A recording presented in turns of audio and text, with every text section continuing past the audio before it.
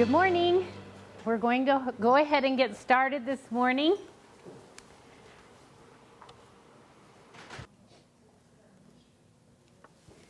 You can imagine quiet, lovely music right here. And then it's crazy music right here.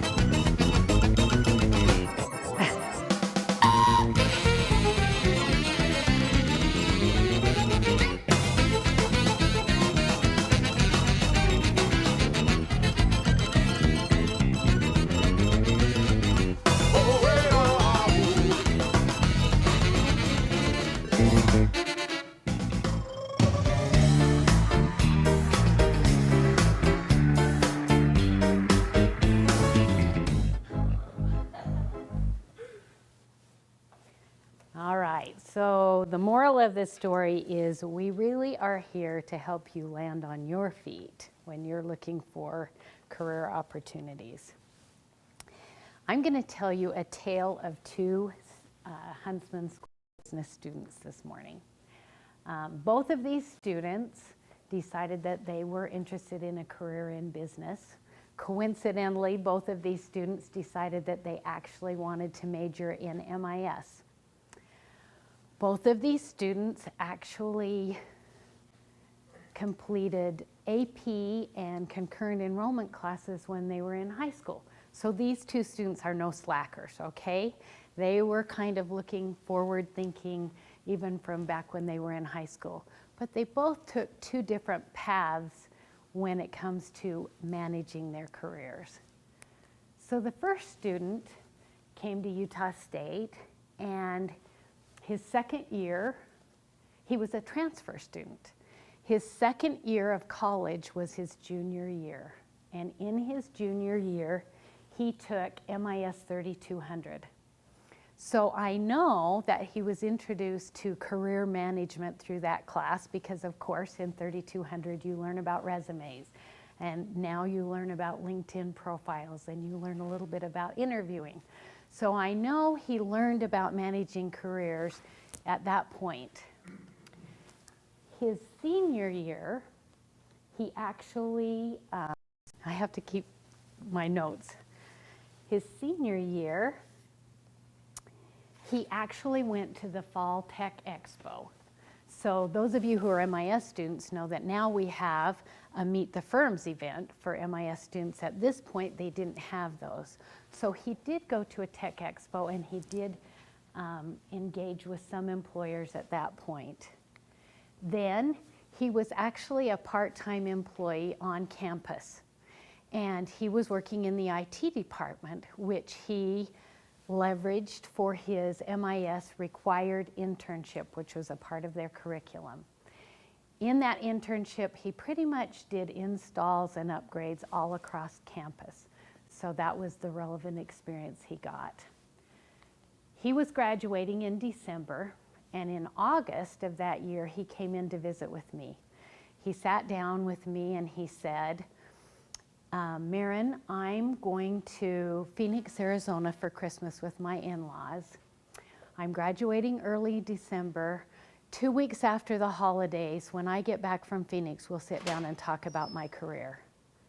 I was like, really? He's like, yeah, I have a lot to do my senior year, and so I'll come back and meet with you after I graduate. So true to his words, January 10th, he shows up in my office and says, now I'm ready to start talking about careers. And so we looked at Career Aggie, we looked at LinkedIn, we found some possibilities for him. He had loved his trip to Phoenix so much that he had decided that he was only looking for IT positions in the Phoenix area. So he found an opening with American Express, and we started customizing his resume and his cover letter to apply for that position. We reached out to an employee of American Express in Phoenix, Arizona that I was acquainted with to get his advice before he actually submitted his application. He met with me, let's see, January 10th. He met with me again on the 14th to do the cover letter. He met with me on the 23rd when we had connected with Cole Housley, so that he could find out some advice in applying for the position. And then he met with me again on the 28th of January to see if I could help him with his LinkedIn profile, because he was pretty sure American Express was going to look at him on LinkedIn, and he wanted to have a good profile for that. Then he waited about 21 days, and he hadn't heard from American Express, so he got frustrated. So then he contacted a second career coach in career services and asked her for her help as well, because he thought that would help him manage his career a little better. So that's the tale of the first student. The second student started at Utah State the same semester as the first student, but she was not a transfer student, and this was her freshman year. In her freshman year, she attended an info session for Help International. Not exactly MIS related, but something that was career related in her mind. So she went to the info session, and coincidentally in that info session they encouraged her to meet with her career coach. So she bopped in before the end of her freshman year and just visited with me about resumes and how she could put together a resume, because as a freshman, most students don't have very relevant experience. So she went home for the summer. She returned in the fall and met with me and said that over the summer she'd been thinking, and she decided that she wanted to get an internship between her sophomore and junior year, just a small internship that might qualify her for a heavier internship between her junior or senior year, which could then contribute to her full-time career success as a senior. So we talked about Career Aggie, and I taught her how to create a job agent. That job agent would send her emails within 24 to 48 hours of a position being posted for MIS students, any internships. We looked at the internships that were available, and we actually found one that was willing to hire sophomores, because traditionally a lot of companies won't hire you for internships until between your junior and senior year. But this was a smaller internship in the areas that she was interested in.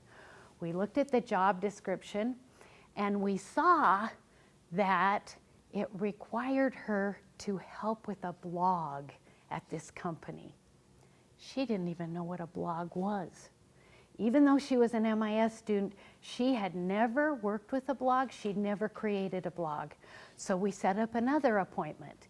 And Marin hustled over to another career coach and said, I've never dealt with blogs before. Can you give me some resources?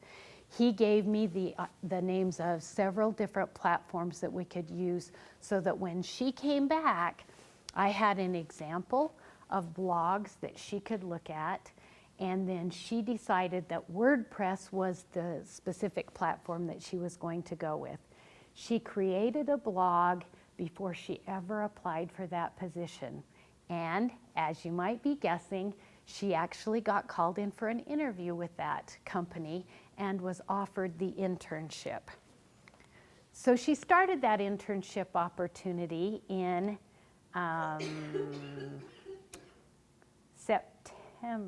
December. She started the internship in December. 3 months later, she was promoted from intern to project manager. Just a few months after that, she was promoted from project manager to web developer, so that by the end of that experience with that company, she had been promoted twice. At the same time, she joined the Women in Business Club and started attending those activities. She also attended the Tech Expo that same year to see what companies she might be interested in going to when she went to the next level with her next internship. And she attended a workshop on interviews and LinkedIn and some of the different skills that we were teaching on job search strategies at that time. So all of these experiences led to a second internship with one of the largest employers in Cache Valley. She was hired to be their web developer. She participated in an exploration trip where she connected with some companies to see where she might want to start on a full-time position. Then she actually took MIS 3200. So she was being taught about resumes, which she already knew. She was being taught about interviews, which she already knew.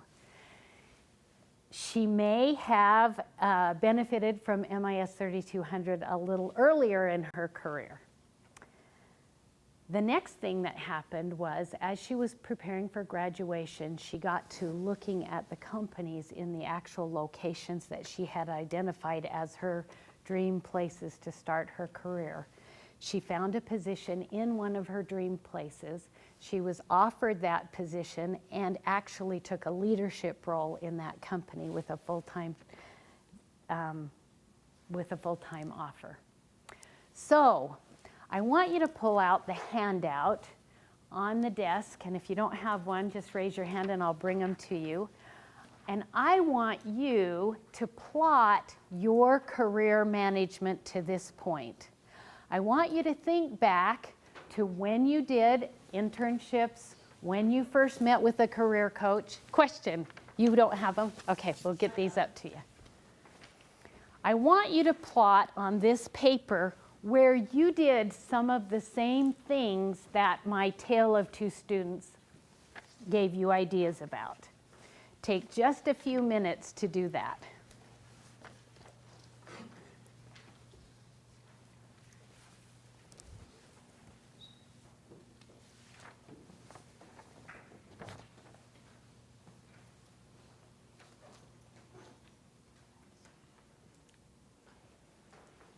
Some questions you might ask yourself is, when did you set up a job agent to notify you about the internships or full-time positions that you're interested in?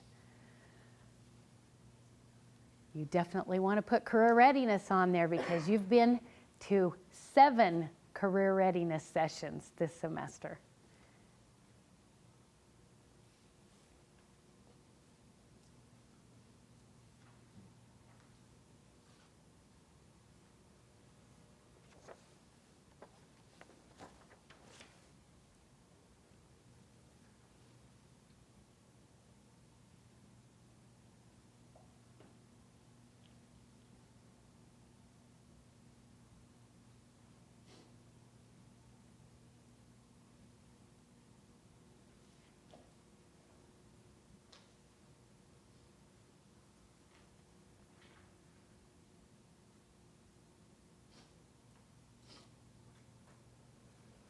Okay, now I don't want you to think that my tale of two students says that one did it the right way and one did it the wrong way, because I feel like circumstances, one was a transfer student, one changed majors more time than another one, and those things do make a difference. What I would say is that there were good and bad things that both of them, bad choices and good choices that each of them made. So the second student probably should have taken MIS 3200 a little earlier. We met with the faculty members just to make sure that we were telling students the same things about resumes. And in that meeting, they said to us, we really would like to see students take MIS 3200 earlier because what we have to offer is more valuable if they learn it before the last semester of their senior year. So that's something that I would like to pass on to you this morning. One of the things that the first student might have wanted to do would have been meet regularly with his career coach instead of waiting until after graduation, and his level of frustration wouldn't have been quite so high. So, as you think about the different ways that they manage their careers and your own path, I want you to pull out this handout. I actually presented this in an alumni mentorship committee meeting on campus that I went to one day. And the individuals on that committee were from across campus, and they were amazed at the wonderful resource that your academic advisors have provided you. Apparently, the 7 other colleges on campus don't have such a tool. But to me, this is an amazing way to kind of help you manage your career as well as your academic degree. And so we're going to look closely today at it as it relates to career management. So if we look at the first year, the one thing I would point out to you about the first year that I would hope that all of you have done is create a LinkedIn profile and a resume. Now you think about that. First year, freshmen don't have a lot of relevant experience. So sometimes it's hard to create a resume when you're a freshman because you're like, I don't have anything to put on there. Come and see your career coach because we can help you find relevant information to put on there. And I have an example of a resume that's almost a freshman that I'm going to show you a little bit later, and you can see some of the ideas. So in the second year, if I were going to point out anything on the roadmap to you, I would say meet with your career coach. If the tale of 2 students, the second student hadn't met with me as a sophomore, there's no way she would have gotten 2 internships in before her full-time position. So meeting with your career coach gives me an opportunity to help you make your plans and to show you the resources that are available to you. It's really important, and I feel like the more career specialists that we hire in the Huntsman School of Business, the better the chance will be that we will meet with every student in their second year, much the same way that the academic advisors meet with you regularly. In the third year, if there was anything I could point out to you, it would be that very last phrase. If you have any aspirations to do a graduate degree, you should meet with your career coach in your third year because there are exams that you have to take. There is research regarding which grad programs you want to be involved with that needs to happen that third year. And if you wait till your fourth year to do that, sometimes it's too late to apply to some of the programs that you may have been interested in if you had met with your career coach sooner. In the fourth year, the thing that I would point out to you is in that first column at the third check mark down where it talks about salary negotiation. We have some amazing resources available to you, and we're going to talk further about those a little bit later. If you don't come in and talk to us, and you're in an interview for your full-time position, and the employer says, what salary would you expect in this position? You don't even know where to start with that answer, right? But if you've met with your career coach, and we've done the research and we've put together some ideas that you can share with the employer, you're prepared for that question. You don't ever want to be the first one to bring up salary in a job interview. But if they ask you a question about what your expectation is, you want to be prepared. So there are several things in each year that relate to career management. Those are just the 4 that I would point out to you this morning. So, there are certain goals in career management that are widely accepted across the nation for career coaches like myself. The first goal of managing your career is to identify and articulate skills, strengths, knowledge, and experience relevant to the positions and your career goals. So when we say that, how do you identify relevant skills for a position?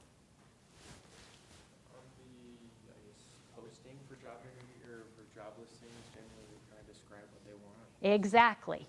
Job descriptions are a great place to find out what skills you need in order to be successful in meeting your goals or being hired for a position. Any other ways to identify relevant skills?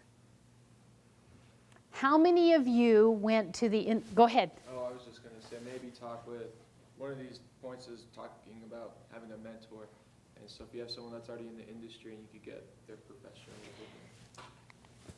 You guys have been reading my notes. So actually this fall, or no, I think this one was in the spring, I went to one of the industry panels in the 11 o'clock hour with Focus Friday. And there was a gentleman from MarketStar, there were 2 gentlemen from Pluralsight, and then there were a couple more individuals that were in that session.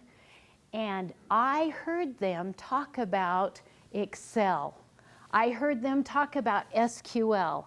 I heard them talk about many of the different skills that they look for when they're hiring people. So going and connecting with mentors in Focus Friday is a great way to learn about the skills that are expected for the positions that you're interested in. It's funny, I was going to pick on one of my interns today if he was here. He actually took Focus Fridays seriously from day one. And by the end of the year, he has had 3 job offers just because at the end of a leadership forum or a panel, he would walk up and visit with the professionals and they would say, why don't you come to Salt Lake and meet with me in my office? And then he'd go to Salt Lake and meet with them, and by darn, he's had 3 different individuals offer him positions just because of Focus Friday.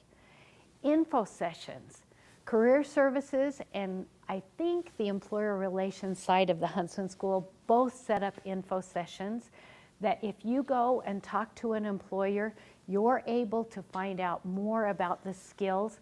That's where I learned that Allegiant Air requires you to know advanced Excel in order to get a position with them, because I attended their info session.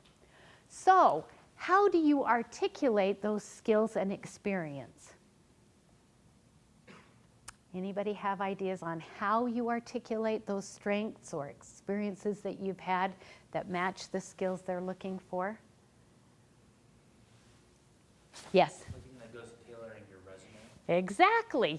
You guys have been reading my notes. This is what you do. You tailor your cover letter, your resume, and your LinkedIn profile for the positions that you're interested in. So I have students that will say to me, Maren, do I really have to tailor my resume for every job that I apply for? And I say, no, not every job, just the ones you want to get hired for. So you think about that. You don't want to go to the work of tailoring a resume for a job description that you read that you're, I don't know if I'd really want to do that. Just the ones that you would start tomorrow if they offered you the position. What's another way to articulate your strengths and experience? That's the written side of the equation. How about the oral side of the equation? No? Anybody have an idea? How do you articulate your experience and strengths in oral communication? How about your interview responses? Okay, in an interview, they expect you to be able to articulate what you have that fits the job that they have to offer. And we're going to talk a little bit more about how you formulate those interview responses. Now, how do you find areas of professional growth? Let's go back to 2. How was she able to find areas of growth in MIS in looking at the job description? You need to research areas of interest even though they may be above your head. As a college student, you probably qualify for entry-level positions, but it doesn't hurt for you to look at the management positions in the same areas that you're interested in, because this can help you plan for the future. As you sit down with Jordan and Barbara and you plan the classes that you're taking, if you've read some job descriptions that say Tableau is something you need to know, or Let's say regressions is something you need to know if you're a finance student. You might want to sign up for classes differently if you know the expectations in positions that may be above that entry level. You can also, again, talk to mentors, as you had mentioned, or people in the field, and say to them what classes were most beneficial to you as you prepared for the role you currently have. Not the entry-level one, but the role that they have. So that's where networking comes in. So all of these things that we do have their reasons. So let me see if I can scan in a little closer on this one. Can you guys see that well enough, or do I need to? This is an example of the job description that I helped student number 2 customize her resume to apply for. So you can see the qualifications are good writing skills, tech savvy, ability to learn new tasks quickly, positive attitude, work ethic, background with web content management systems, especially WordPress. I say when you're tailoring a resume, you definitely want to try and hit all the qualifications. But if you've had experience in some of the responsibilities, you can add those in too. Social media marketing, setting up and writing blogs, monitoring and tracking marketing metrics. Those are things that if you have experience and you put them on the resume, it may not be a qualification, but when that employer reads your resume, they're like, wow, this student has everything I'm looking for. That's why we tailor resumes, is just that reason. We want employers to look at that resume and say, this is exactly what I was looking for. So this is the resume that student number 2 made for applying for the position. So I want to assure you, names are changed to protect the innocent whenever we use resumes. So her name isn't really Andy Marie Jensen, but for today, that's what her name is. So as you look down through that, this is a traditional skills-based resume. So one of your handouts today includes an example of a chronological resume. And if you look on the back, there's a copy of the skills-based resume. Most students are very familiar with the traditional chronological resume because it basically articulates all your skills in the most recent to least recent format. And if you're not familiar with it, you can read kind of the directions on the side that will lead you through that chronological format. But a skills-based resume looks something like this. If you look down at the work history, you can see that this student was a sales associate at Down East, a dance instructor at Davis School District, and a lifeguard, none of which are relevant to an MIS position, right? So we had to go with a skills-based resume because she had no relevant experience. That's how you decide which side of this handout you use to draft that resume. If you have relevant skills, go with the chronological. If you have no relevant skills, then we're going to pull the skills from the job description. So if we go back to that job description, we pulled tech savvy. Remember that was one of the qualifications? Working as a team. Work ethic was another of the qualifications they listed, and then being a quick learner. So then she could go into volunteer experience, class assignments, team projects in your classes, or work experience to document. Gained familiarity with C++, SQL, and database theory. Do you think she got that teaching dance at Davis School District or being a lifeguard? No, she got that in her MIS classes, but she was able to document that she had familiarity with those programs because she used a skills-based resume. She used social media to promote service opportunities. Okay, now if you come down to the project management and teamwork, she led community safety service project involving 7 additional team members and presented to over 500 students in Cache County. That's an example of how she used volunteer experience to document technical skills in the area of social media. So with a skills-based resume, do you think that the employer read this and said, she has WordPress, she has social media, she has these technologies? Do you think this was a pretty good match for the position that she got as an internship as a sophomore? I do. She got the job. It must have been not too bad. So that's the idea of why we tailor a resume. Another goal that we have for you in managing your career is that you should be able to navigate and explore job options. So when I read that goal, I thought, what the heck does navigate mean? And so, how do you think you navigate job options? Any ideas? I kind of took that to mean navigate and explore. Weren't the explorers navigators? I don't know. That's the direction I took it. So navigating job options might be finding out what opportunities are available to you. Reach out to your peers and your connections and alumni to learn more about what some potential job opportunities are. This is a networking piece. As you are on the sidelines of a soccer game watching your neighbor's kid play, and you strike up a conversation with the CEO of a local company, often he can tell you about the types of opportunities that are available with his company. And if he's impressed in the conversation, he might even invite you to come to his office and see what he does or what is done in his operation. That's a great way to become aware of job options. Another thing is, if you know of certain companies, but you really don't know what they do and what opportunities that they might offer you, research the companies on their websites to see if they're a company you might be interested in, as well as what their culture happens to be.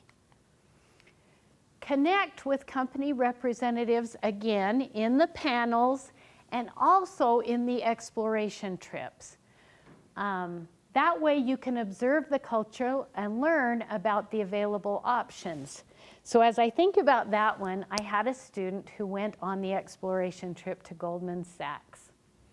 And she came to my office after she'd gone on that exploration trip, and she said, I had no idea that they require their employees to work 12-hour days. That just doesn't work for me. You know, that's one of those decisions that you get to make. You get to decide what your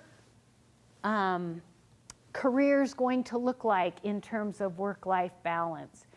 You get to see, I got to go on a visit to a company, Google, you might have heard of them, in Chicago when I was at a conference last summer.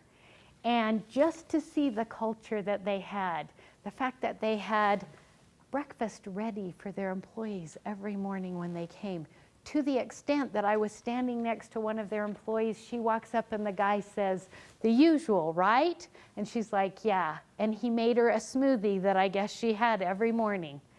That's a culture I could live with, right? So these are things that when you go on exploration trips and you talk to company representatives, you find out about what your options are.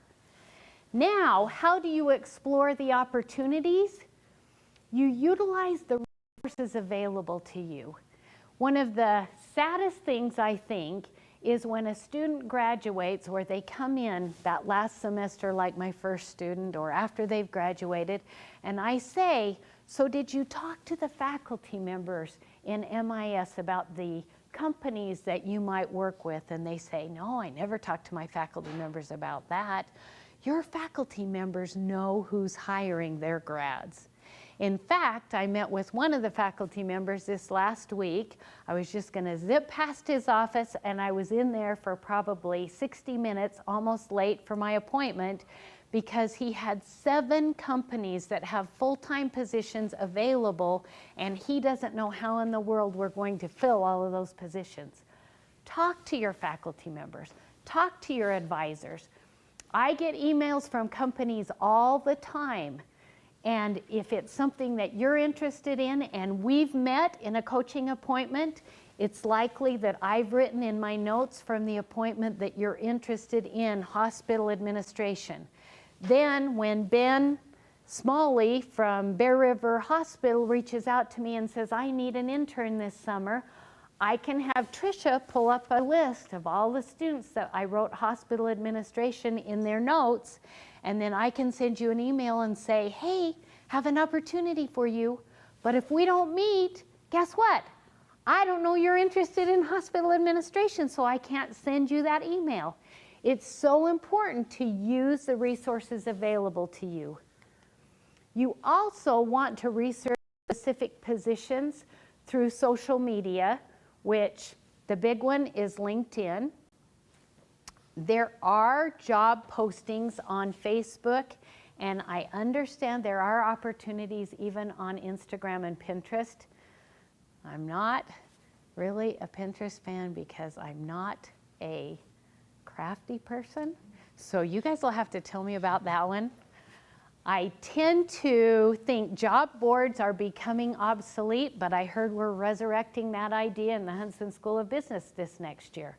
So those are all places where you can explore the opportunities that are available to you. So I often say that LinkedIn and Career Aggie are my favorite places for you to find opportunities. Why?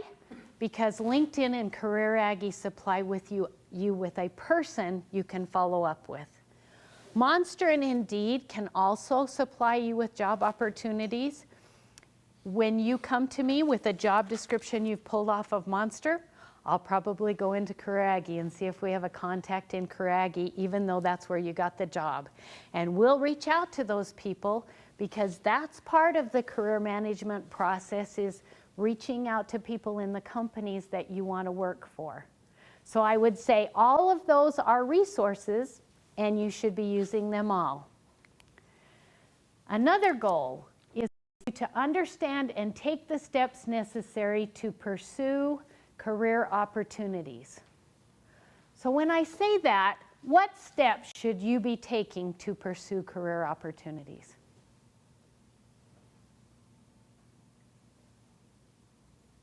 Any ideas? Do you want to read my mind or my K? Well, first of all, research different jobs and see what you want. Very good. That is an important piece, because if you go to an interview and an employer says, tell me why you want to work for my company, and you don't have the answer, quite often that's the feedback I get from employers most often is, our students didn't do the research on the company before they interviewed with them. And that's always a red flag to them if we haven't done the research before we get there. What other steps? We've talked about these already. Prepare customized documents. You think about it, when you go through the process of thinking how you can customize your resume to apply for a position, you've already thought through why you were a good fit. And so you've already have an idea of why you are a match to the position that is available. When you reach out to current and past employees of the company that you're applying with, you're creating an internal network. I had a phone call, I guess it wasn't a phone call, it was an email, from a student who, again, with Goldman Sachs, said to me, if you have students who are interested in working for us, let me know, because I'd be glad to help them get those positions. To be honest, that's kind of the way alumni work. Somebody helped them get a job, and so they're willing to pay it forward. A week later, I did a mock interview with this young man's brother as he was trying to apply for graduate school. And I said, oh, by the way, Jake called me the other day. And he said, yeah, because Goldman Sachs pays him thousands of dollars if he will recruit good Utah State students to come work for them. So not only are they paying it forward, some of them are getting paid to recruit you and make you part of their team. So reaching out to employees who are currently working at the company might not only benefit you, but might benefit them. And so you're both highly motivated to get those positions, right? Then you need to prepare STAR responses and gain experience in mock interviewing. How many of you know what a STAR response is? Okay, a few of you, that's great. Let's talk about that. STAR responses are a way to organize your responses to questions in an interview. I've done enough mock interviews that I know students who don't have this organizational format tend to wander, or else they give me such a short answer that it's hard to really make a determination whether I'd want to hire them or not because their answers are so short. So the STAR approach breaks down to you give them the situation in response to the question, the task that you were assigned in the specific situation, the action that you took to complete the task, and then the results. So just last week, I was meeting with a student who had an interview with Intermountain Healthcare. And we talked about the fact that a lot of students shy away from negative results because they think that that doesn't look favorably on them. But negative results can be more powerful than positive results because it shows that you're willing to adapt or be flexible and or problem solve. So if you can say, I did it this way, but I learned that if I were to do this again, I would likely do it differently because I feel like this would have been a better result. And employers are impressed by that, and this particular student said that of all of his responses in his interview, the one where he explained his negative result was the one that he got the most favorable feedback from the employer he was meeting with. So that's important to remember. Another thing in sharing your stories is there are certain tools that really help you to have a good interview. The STAR approach helps you with the storytelling. In fact, I tell students that they should sit down at a computer, pretend that they're in an interview, and answer 6 to 8 different STAR approaches. So you'll remember when we handed you this portfolio, we gave you pages of questions regarding the 7 different, oh, not that one, front and back, 7 different areas of career readiness. I would take this sheet and I would select 6 to 8 of these questions. Then I would sit down at a computer, give the situation, the task, the action, and the results. If you fine-tune those responses, when you go to do an interview, you're going to be ready to tell your stories well. So last summer, I went through the interview process myself. For 5 years, I had been telling students that they needed to sit down at a computer and type up their responses before they ever went to the interview. So I was thinking to myself, you can talk the talk, let's see if you can walk the walk. So I sat down at my computer, I pulled 6 to 8 questions together that I thought I might be asked in my interview, and I typed up the STAR approaches. Then I walked away from my computer and did other things. What happened was, as I was thinking about the responses that I was putting together, I would think, oh, wait a minute, you forgot to add this detail. That story would be so much better if you added this detail. Or I would go back to the story that I had created and I would take out some because I felt like my answer was too wandering. And by the time I went to actually sit down and interview with the committee that I met with, I had worked on those answers long and hard, and I knew them like the back of my hand. It's important that they're not memorized, but that you're conversant enough with them that you can just share them in a meaningful way, and that you give yourself the time to fine-tune. So I work with the Masters of Human Resource students, and I tell them on one of the first days of orientation that they need to sit down at a computer and create the STAR approaches.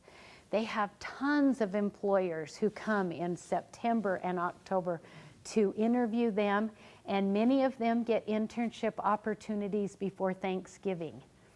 In January, I'm still meeting with some of those students, and I can tell the ones who've never actually sat down and written up a STAR approach yet. They probably wrote 6 lines on a paper. These are 6 different situations I could talk about, but they never went through the STAR response so that they'd really fine-tune their answers. And so there's a reason why they're still meeting with me looking for internships. Going off of that one experience I've had, because I had to do this for my class in the business communications class, is that it also gave me an opportunity to figure out what I need to work on. Say I needed to find more leadership opportunities, and it made me more aware that, oh, I should be looking out for that. And I was able to find some opportunities at work to volunteer more and get more involved so I could have a good response for those things. That's a great point. And that's all part of the process, is in identifying your strengths and weaknesses and working on those weaknesses so they become strengths. So when you're doing the storytelling and you're using those STAR responses, you don't want to talk in vague generalities. You want to be very specific, because it's when you talk about the specifics that I'm able to relate to what you're talking about, and it will hit my memory that, oh, I've had a similar situation. Just this morning out in drop-ins, we were working with a student who was talking about a difficult time managing a team. He was an athlete, and he talked about how he likes to lead by example. But just talking in vague generalities like, I want to lead by example, doesn't really do it. But when he says, every morning at 4 a.m., I went to the gym and I shot 500 foul shots, then I start thinking, oh yeah, I remember when my associate that I used to work with used to go to a gym with his son every morning and shoot 500 foul shots. And he ended up playing college ball because his dad did that all through high school. But when he talked in vague generalities like, I work hard, I set an example, I couldn't really connect to it until he gave me the specifics of the situation. Another thing, one of your 6 to 8 stories should be humorous. There's actually brain science that documents the fact that if I laugh with you, I connect with you at a higher level than if we just visit. And so my understanding of that is, if you tell me a story and we laugh, at the end of a day when I've interviewed 12 different people, I'm going to think back, who did I enjoy visiting with today? Who was fun to interview with? Oh yeah, the guy who told me that funny story, he would be great to work next door to. And so by using humor, you connect with the person you interview with in ways that if you just give them serious responses, you're not going to connect in the same way. Sometimes in an interview, you're going to get a question that you're like, oh my word, I don't know what to say to this question. And pause is a great tool for an interview. So if I'm asked a question that I don't have an immediate response for, I have a couple of options. One, I can just say, can I stop and can I think about that question for a minute? And in the moment, you cannot maintain eye contact with the employer that's interviewing with you. You have to drop eye contact, you have to think through your response, and you don't reestablish eye contact until you're ready to give that response. If that's not enough, you can say, if you've sat down at a computer and typed up 6 to 8 STAR approaches and printed them out and put them in your portfolio that you take with you to the interview, you can say, I have a situation I'd like to share with you, but I would like to review the details. Then you open up your portfolio with your 6 to 8 different stories. You flip through those situations, which gives you a little time to think which situation is the best response to this question. Then you close your portfolio and you share the situation that you decided you want to share. So I have students that say, but doesn't that make me look dumb, like I didn't really know the answer?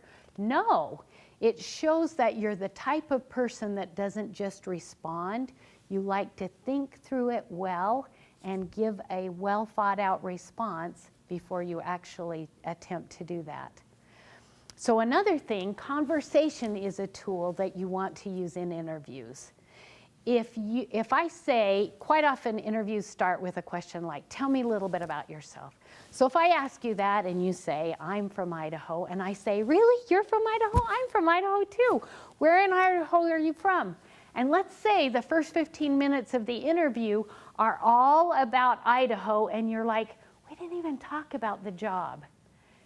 That ability to converse, this is important, is the humor and the specifics, because it shows that you're someone they would enjoy working next door to.